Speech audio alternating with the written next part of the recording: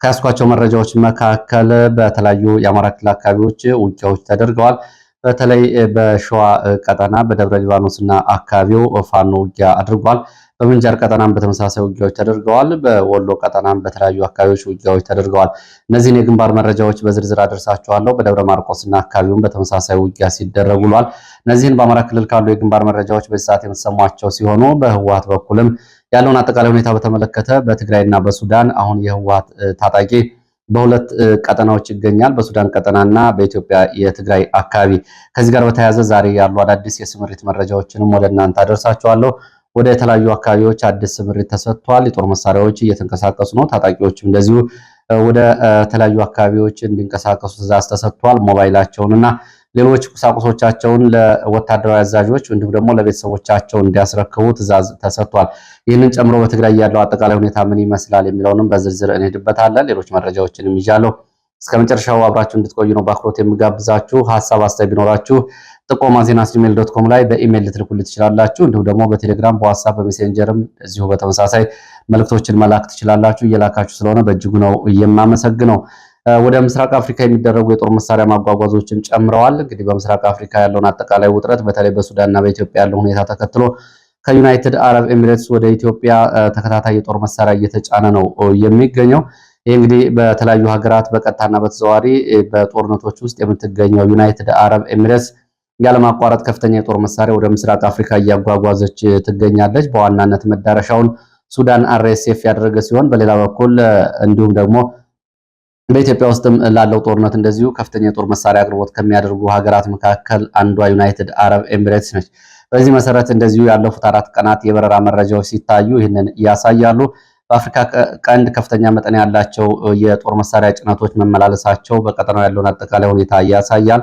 ይሄ በኢትዮጵያ ብቻ ሳይሆን ፖርት ሱዳንን፣ ሞቃዲሾን ጨምሮ ወደ ምስራቅ አፍሪካ ከፍተኛ የጦር መሳሪያ እየተጓጓዘ ነው የሚገኘው። አንዳንዱ የጦር መሳሪያ መጠንና ክምችት አይነትና ዘመናዊነት ሲታይ ከዛሬ ባሻገር ነገና ከነገ ወዲያ በቀጠናውም እንደዚሁ ያለውን ወታደራዊ ውጥረትና ቀጠናዊ ያለመረጋጋት የሚያሳይ ነው። በእነዚህ በረራ ላይ የተሰማሩ የጭነት አውሮፕላኖች መረጃዎች እንደሚያሳዩት በተለይ በክትትል መረጃዎች እና በሳተላይት የበረራ መረጃዎች እንደተረጋገጠው ከዩናይትድ አረብ ኤሚሬትስ ወደ ኢትዮጵያ የሚደረገው የከባድ ጭነት በረራ ተጠናክሮ ቀጥሏል። በአንድ ቀን ብቻ በርካታ አውሮፕላኖች ከዩናይትድ አረብ ኤሚሬትስ ወታደራዊ የጦር መሳሪያዎችንና ወታደራዊ ቁሳቁሶችን በመጫን ወደ አዲስ አበባ እንዲሁም ደግሞ በኢትዮጵያ ውስጥ ወደሚገኙ አየር ማረፊያዎች በረራ እያደረጉ ነው። በዋናነት ደብረ ዘይት፣ ሐረር ሜዳ እና የአዲስ አበባ ቦሌ ዓለም አቀፍ አውሮፕላን ማረፊያ ላይ በርካታ የጦር መሳሪያ እየተራገፈ ነው። ከባለፈው ሐሙስ ጀምሮ በተለይ 76 ቲዲ ተብለው የሚጠሩ አውሮፕላኖች እስከ 50 ቶን የሚጭኑ ከባድ የጭነት አውሮፕላኖች በዚህ ልክ የጦር መሳሪያ ወደ አዲስ አበባ እያጓጓዙ መሆናቸውን መረጃዎቹ ይገልጻሉ። ዜድቲ ኤቢጂ፣ ዜድቲ ኤቢኤን፣ ዜድቲ ባታር እና ኤቢጂ ተብለው የሚጠሩ የቡርኪና ፋሶ የጭነት አውሮፕላኖች የሆኑ በዋናነት የጦር መሳሪያ ሱዊሃን አየር ማረፊያ እና እንዲሁም ደግሞ ከአቡዳቢ አየር ማረፊያዎች ነው ወደ ኢትዮጵያ እያጓጓዙ የሚገኙት። ሌሎች አውሮፕላኖችም እንደዚሁ ወደ ምስራቅ አፍሪካ ቀጠናዎች የጦር መሳሪያ እያጓጓዙ ይገኛሉ። የቡርኪና ፋሶ የምዝገባ ኮድ የሚንቀሳቀሱ እነዚህ አውሮፕላኖች በአፍሪካና መካከለኛው ምስራቅ ለሚደረጉ ድንገተኛ የጦር መሳሪያ ማጓጓዝ አገልግሎቶች ከፍተኛ ሚና እየተወጡ እንደሆነ መረጃዎች ያሳያሉ። ቲኤልኤቲቢ የማዕከላዊ አፍሪካ ሪፐብሊክ ምዝገባ ያለውም አውሮፕላን እንደዚሁ ከአቡዳቢ ዩናይትድ አረብ ኤሚሬትስ በመነሳት አላሪፍ ተብሎ ከሚጠራው በተለይ አየር ማረፊያ ወደ ምስራቅ አፍሪካ የጦር መሳሪያዎችን ጭኖ በረራ ማድረጉን የወጡ መረጃዎች ያሳያሉ። በተመሳሳይ አርኤ 76846 ተብሎ የጎን ቁጥር ምዝገባ ያለው የሩሲያ የጦር ዕቃ ጫኝ አውሮፕላንም በተመሳሳይ እንደዚሁ ወደ አዲስ አበባ የከባድ ጦር መሳሪያዎችን ጭኖ ስለመብረሩ መረጃዎች ያሳያሉ። ወደ ፖርት ሱዳንም ስንሄድ ኤርማስተር ተብሎ የሚጠራው የግብፅ አየር ኃይል የአየር ጭነት አገልግሎት ሰጪ ተቋም ነው። ይህም በቦይንግ 737-800 ተብሎ በሚጠሩ አውሮፕላኖች ወደ ፖርት ሱዳን ተከታታይ የጦር መሳሪያዎችን ከባለፈው ሐሙስ ጀምሮ ማስገባቱን መረጃዎች ገልጸዋል። አሁን ባለው የቀጠናው ተለዋዋጭ ሁኔታ የካይሮ ፖርት ሱዳን አየር መስመር በሱዳን ጦር በተለይ ለአልቡርሃን ከፍተኛ የጦር መሳሪያ አቅርቦት እያደረገ እንደሆነ ይታወቃል። ከዚህ ጋር በተያያዘ እንደዚሁ በአውሮፕላን ሌሎች አውሮፕላኖችም ከዩናይትድ አረብ ኤሚሬትስ ወደ ቻድ በረራ ማድረጋቸውና የጦር መሳሪያ ማጓጓዛቸውን የወጡ መረጃዎች ያሳያሉ። ለምሳሌ ዘቡ ኤር ተብሎ የሚጠራ 7ኪው ኤኤስዩ የጭነት አውሮፕላን የጦር መሳሪያ ጭኖ ቻድ ትላንትና ስለማራገፉ መረጃዎች ያሳያሉ። ይህ እንግዲህ በምስራቅ አፍሪካ በአይነቱ ለየት ያለ የበረራ አካሄድና አቅርቦቶችን ለገመገመ ሰው ከገልፍ ሀገራትና ከባህረ ሰላጤው ወደ ምስራቅ አፍሪካ ከፍተኛ የጦር መሳሪያዎች ክፍፍልና ስርጭት እየተደረገ እንደሆነና የሎጂስቲክ ስምሪቱን ያሳያል።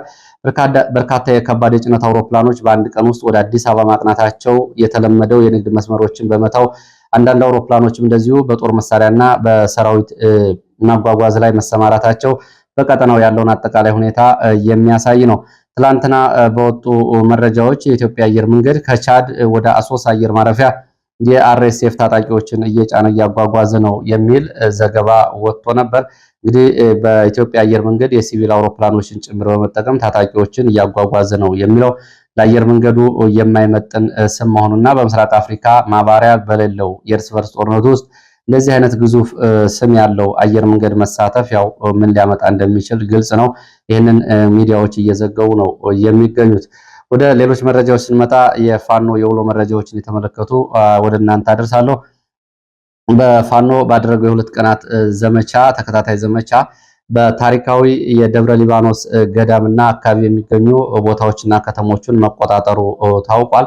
በደብረ ሊባኖስ የደብረ ሊባኖስ ወረዳ ከተማን ጨምሮ ውሻ ገደል፣ ሴት ደብር ተብሎ የሚጠሩ አካባቢዎችን ዛሬ ግንቦት 30 ረፋድ ላይ መቆጣጠሩን የአካባቢው የፋኖ የመረጃ ምንጮች ገልጸዋል። ይህ እንግዲህ ደብረ ሊባኖስ ከአዲስ አበባ በስተ ሰሜን አቅጣጫ 120 ኪሎ ሜትር ገደማ ርቀት ላይ የሚገኝ ቦታ ነው። ብዙ ሰዎች በሃይማኖታዊ እንዲሁም ደግሞ በቦታው ቅዱስነት ያውቁታል። በዚህ አካባቢ ፋኖ ይህን አካባቢ ስለመቆጣጠሩና በውጊያው እንደዚህ ጉዳት ያስተናገደው የአካባቢ ብልጽግና ባለስልጣናትና የጸጥታ ኃይል ወደ ፍቼ ከተማ አካባቢውን ለቀው ስለመሄዳቸው ከፋኖ በኩል የወጡ መረጃዎች ያሳያሉ። ቦታዎችን በተመለከተ የተያዙ ቦታዎች የደብረ ሊባኖስ ወረዳ ዋና ከተማ ሴት ደብርና ውሻ ገደል ተብለው የሚጠሩት ጫልጋና ከተማ ድረስ ያለውን ቀጠና በውጊያ ፋኖ ስለመቆጣጠሩ ተገልጿል። በዚህ ዘመቻ ላይ የነበሩ የፋኖ ኃይሎች የራስ አበበ አረጋይ ክፍለ ጦርና እንዲሁም ደግሞ የአጼ አምደ ጽዮን ኮር አካል የሆኑ ሌሎች የፋኖ ኃይሎች አርበኞች ጦር በቅንጅት ያደረጉት ዘመቻ ነው። ውጊያው ከግንቦት 29 እስከ ግንቦት 30 ለሁለት ቀናት እየቀጠለ ሲሆን በሞርተር በዙ 23 የታገዙ ውጊያዎች ስለመደረጋቸው መረጃው ያሳያል። ደብረ ሊባኖስ ወረዳ ብልጽግና አመራሮች እና የጸጥታ ዘርፍ ኃላፊው ላይ ጥቃት የተፈጸመ ሲሆን ቁስለኞች ወደ ፍቼ ሆስፒታል ገብተዋል። በሞትና በአካል ጉዳት የደረሰው ዝርዝር ጉዳት በውል አልታወቀም። በዚሁ በሸዋ ቀጠና ደግሞ በሌላ ቦታ በምንጃር ቀጠና ዛሬ ማለዳ ከምንጃር እስከ በረሃት መተብላ ባሉት አካባቢዎች ተከታታይ ውጊያዎች መደረጋቸውን የወጡ መረጃዎች ያሳያሉ። ከምንጃር ወደ አረርቲ በሚወስደው ዋናው መንገድ ተከትሎ በረሃት መተብላ ድረስ ባሉ አራት ቦታዎች ላይ ነው ተከታታይ ውጊያዎች የተደረጉት። ውጊያዎቹ የደፈጣ እንዲሁም ደግሞ ድንገተኛ ጥቃቶችና የጨበጣ ውጊያዎችን ጨምሮ መደረጋቸውን መረጃዎች ጠቁመዋል። ውጊያዎቹ የተደረጉባቸው አካባቢዎች ደግሞ ከምንጃር ከተማ ወጣ ብሎ ከሚገኙ አካባቢዎች ጀምሮ ወታደራዊ ኮንቮዮችና ፓትሮሎች ታጅቦ የምርጫ ውጤትን አጅቦ ለማስወጣትና መራጮችን ከመተብላ ወደ ምንጃር ለማምጣት እንቅስቃሴ ላይ በነበሩ ወታደራዊ ተሽከርካሪዎች ላይ ነው ደፈጣ ጥቃትና ውጊያ የተደረገው።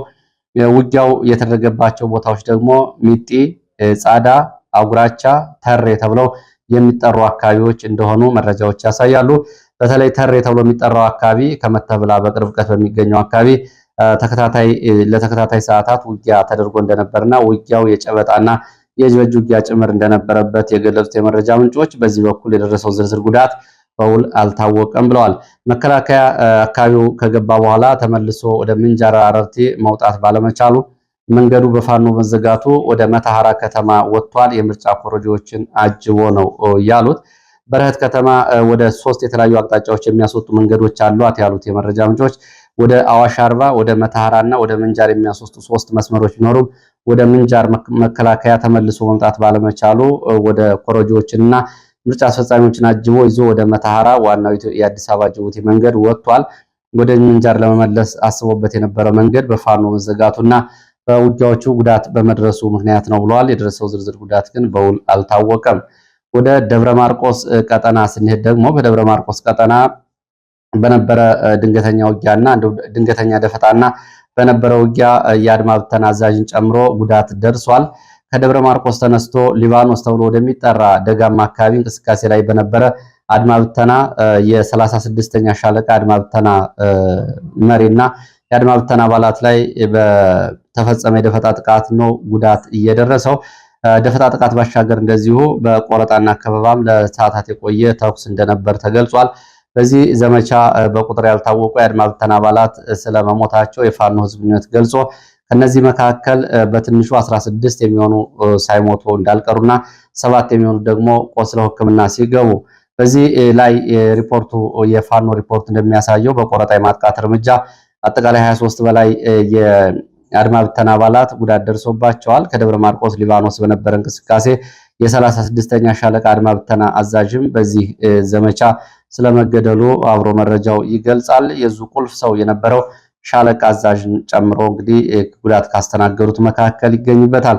የ14ኛ ክፍለ ጦር የአካባቢው ፋኖ እና የጅበላ ሞተራ ሬጅመንት የፋኖ ኃይሎች በዚህ ዘመቻ መሳተፋቸው ተገልጿል። ሻለቃው በደብረ ማርቆስ ከተማ ነዋሪዎች ላይ በተደጋጋሚ በሚፈጸሙ በተለይ የጅምላ ሰራ ወጣቶችን አፈሳ፣ ድብደባ እና በተለያዩ የወታደራዊ ግዳጆች ላይ ግዳጆችን ይመራ እንደነበር ዛሬ በዚህ ዘመቻ የሞት ጉዳት የደረሰበት የሻለቃ አዛዥ መረጃው ያሳያል። ወደ ደቡብ ወሎ ምዕራብ ወረዳዎችም ስንመለስ በተመሳሳይ በደቡብ ወሎ ምዕራብ ወረዳዎች ተንታ ከከተማው በመነሳት ሌሊት ፋኖን ከበባ ውስጥ ለማስገባት እንቅስቃሴ ካደረገ ኃይል ጋር ውጊያ ተደርጓል። በደቡብ ወሎ ዞን ምዕራብ ወረዳዎች ተንታ ወረዳ ልዩ ስሙ ኮረት ተብሎ በሚጠራ ቦታ በሌሊት ፋኖን ከበባ ውስጥ ለማስገባት ከተንቀሳቀሰ መከላከያ አድማ ብተና ሚሊሻ ጋር ለሰዓታት የቆየ ውጊያ ተደርጓል። ፋኖ የሌሊት ከበባውን ሰብሮ በመውጣት ያጸፋ ምላሽ መስጠቱን እንዲሁም ደግሞ በውል ያልታወቀ ሰብአዊ ቁሳዊ ጉዳት መድረሱን መረጃዎች ጠቁመዋል። ይህንን በተመለከተ በሌሊት ፋኖን ከበባ ውስጥ ለማስገባት ከውስጥ በተሰጡ መረጃዎች ወደ አካባቢ የተንቀሳቀሰው መከላከያ ሚሊሻና አድማ ብተና አባላት ከሰዓታት ውጊያ በኋላ ፋኖ ከበባ ሰብሮ ወጥቷል።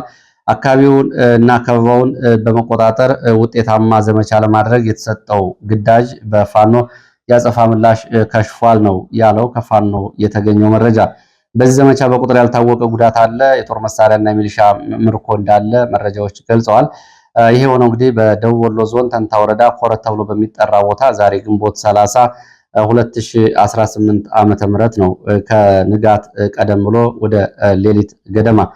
ወደ ሌሎች መረጃዎች እንቀጥላለን። ወደ ሌሎች መረጃዎች ስንሄድ ደግሞ ሰሞኑ እንግዲህ መነጋገሪያ ከሆኑት ቀጠናዎች መካከል የትግራይ አካባቢ ያለው ወታደራዊ እንቅስቃሴ በተለይ ከባለፈው ሚያዝያ 1 ጀምሮ የጊዜያዊ አስተዳደሩ ተባሮ በቀድሞ ምክር ቤት ከተመለሰና እነ ደብረ ጽዮን እንደዚሁ አዲስ አስተዳደርና ምክር ቤት ካዋቀሩ በኋላ ያለው ወታደራዊ ፖለቲካዊ እንቅስቃሴና ዲፕሎማሲያዊ ጉዳዮች መነጋገሪያ ሆነዋል። በትላንትናው ዕለት የተፈጸመው ድሮን ድብደባ ጨምሮ በአካባቢው ያሉት ሁኔታዎች ትኩረቶችን ስበዋል።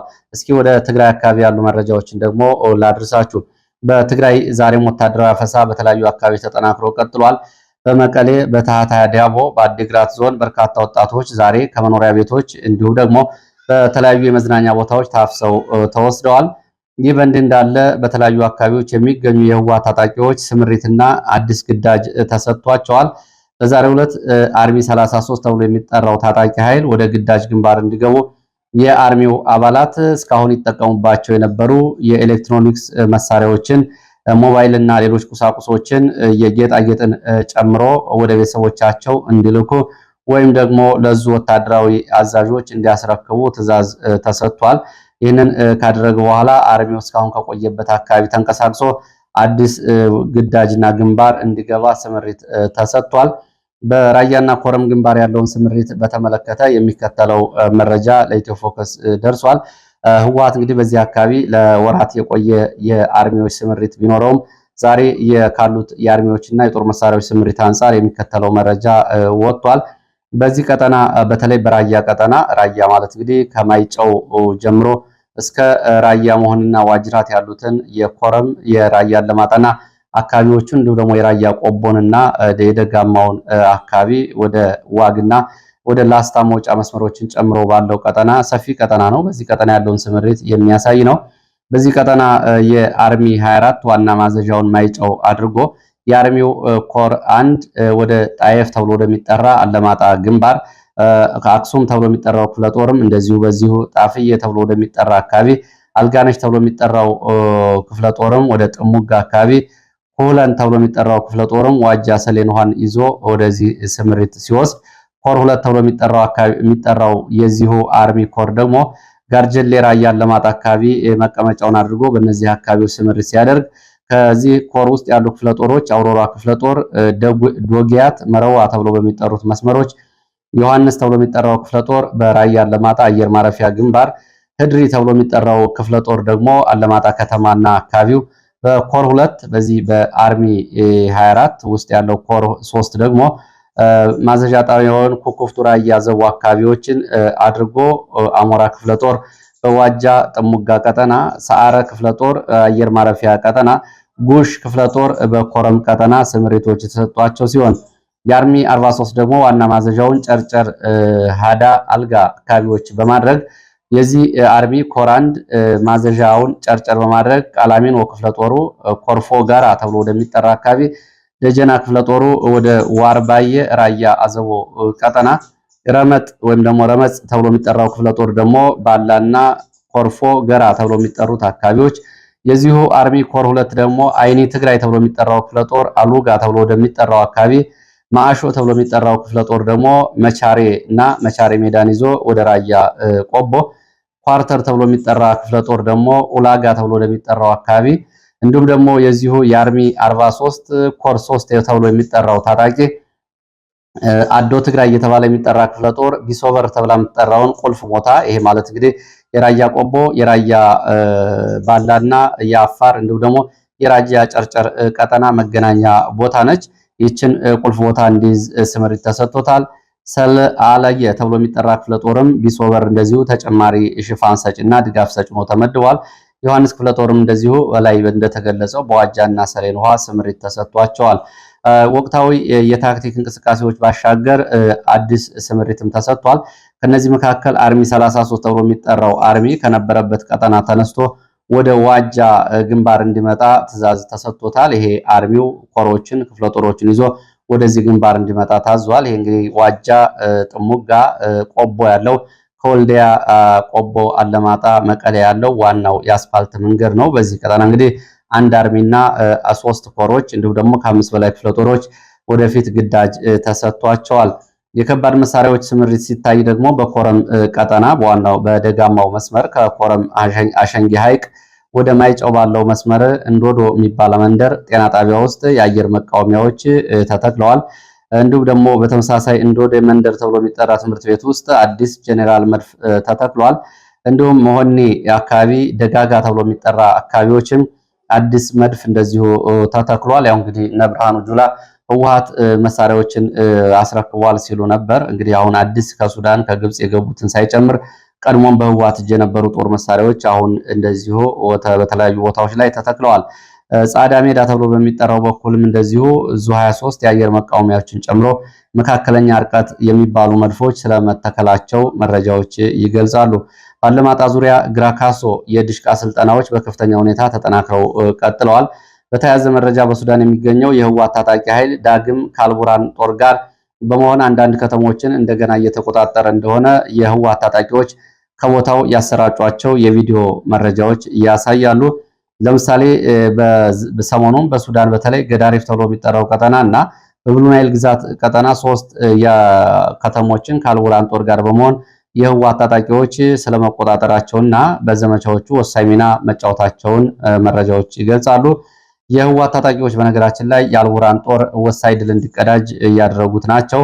ባለፈው ዓመት መጨረሻ የአልቡራን ጦር ካርቱም ከተማን መልሶ እንዲቆጣጠርና የአልቡራን መቀመጫ ከፖርት ሱዳን ወደ ካርቱም እንዲቀየር ካደረጉት መካከል የህወሓት ታጣቂዎች በተለይ በካርቱም እና ኦምዱርማን እንዲሁም ደግሞ መዲኔ ተብሎ በሚጠሩ አካባቢዎች በነበሩ ውጊያዎች ላይ እንደዚሁ በጀነራል መሐመድ ደጋሎ ጦር ላይ የአልቡራን ጦር ከፍተኛ የበላይነት እንዲወስድ የህወሓት ታጣቂዎች ጉልህ አስተዋጽኦ አድርገዋል። የህወሓት ታጣቂዎች በሱዳን የእርስ በርስ ጦርነት ውስጥ በቀጥታ ከሚሳተፉ ቅጥረኛ ወታደሮች መካከል ይገኛሉ። በሱዳን የእርስ በርስ ጦርነት መካከል እንግዲህ የተለያዩ ሀገራት በእጅ አዙር ጦርነት እየተሳተፉ ይገኛሉ። ይሄ እንግዲህ ኢትዮጵያን ጨምሮ በነ ቻድ፣ እነ ሊቢያ፣ እነ ግብጽ፣ እነ ቱርክ፣ ኤርትራን ጨምሮ ሁሉም ሀገራት በቀጥታና በተዘዋዋሪ እየተሳተፉ ሲገኝ ህወሓት ግን በዚህ ጦርነት በታጣቂዎቹ በቀጥታ ነው እያሳተፈ የሚገኘው። በአልቡርሃን በኩል የህወሓት ታጣቂዎች አንዳንድ ሚሊሻዎች ከጎረቤት ሀገራት ገብተው እየተሳተፉ ሲሆን በጀነራል መሐመድ ደጋሎ በኩል ደግሞ ዩናይትድ አረብ ኤሚሬትስ ያቀረበቻቸው የኮሎምቢያ ቅጥረኞች፣ ከደቡብ ሱዳን የተቀጠሩ ወታደሮች፣ ከቻድ የተቀጠሩና ከኒጀር የመጡ ቅጥረኛ ወታደሮች ይገኙበታል። እንግዲህ በቀጥታና በተዘዋዋሪ ያለውን ተሳትፎ የሚያሳይ ነው። በአልቡርሃን ጦር በኩል በቅጥረኝነት እየተዋጉ የሚገኙት የህወሓት ታጣቂዎች በተለያየ ጊዜ በነበሩ ወሳኝ ውጊያዎችና ወደ ውጊያዎች ላይ ከፍተኛ ድል እንዲቀዳጅ አልቡርሃንን ረድተዋል። በዚህም የአልቡርሃን ጦር የኃይል ሚዛኑን እንዲያሳድግ አግዘዋል። የህወሓት ታጣቂዎች በድጋፍ ባይሳተፉ ኑሮ አልቡርሃን ካርቱምንም ሆነ ሌሎች ወሳኝ ቦታዎችን መልሶ አይዝም ነበር የሚሉት የመረጃ ምንጮች አሁንም ለዚህ ተጨማሪ የህወሓት አርሚዎች ከትግራይ በኤርትራ በኩል እየወጡ ወደ ሱዳን እየገቡ ነው የሚገኙት። ከአሁን በፊት በመሐመድ ደጋሎ እጅ ተማርከው የነበሩ የህወሓት ታጣቂዎች በአረበኛ ለዓለም አቀፍ ሚዲያዎች ቀርበው ጉዳዩን መግለጻቸው ይታወቃል። አሁን የህወሓት ታጣቂዎች መድን ተብለው ከሚጠሩ አካባቢዎች ባሻገር በብሉ ናይል፣ ደማዚን ተብለው በሚጠሩ አካባቢዎችም ሰፍረው ይገኛሉ። በእርግጥ እንግዲህ በዚህ አልማክራ ተብሎ በሚጠራ ቦታ ላይ የአርኤስኤፍ በህወሓት ታጣቂዎች ላይ በፈጸመው የመድፍና የሞርተር ድብደባ በርካታ ታጣቂዎች ጉዳት እንደደረሰባቸው ባለፈው ሮብ የወጡ መረጃዎች ያሳያሉ። ለሰዓት ያሰባሰብኳቸው መረጃዎች እነዚህ ናቸው። ስለተከታተላችሁ በእጅጉ አመሰግናለሁ። በሌላ ተመሳሳይ መርሃ ግብር እስከምንገናኝ መልካም ጊዜ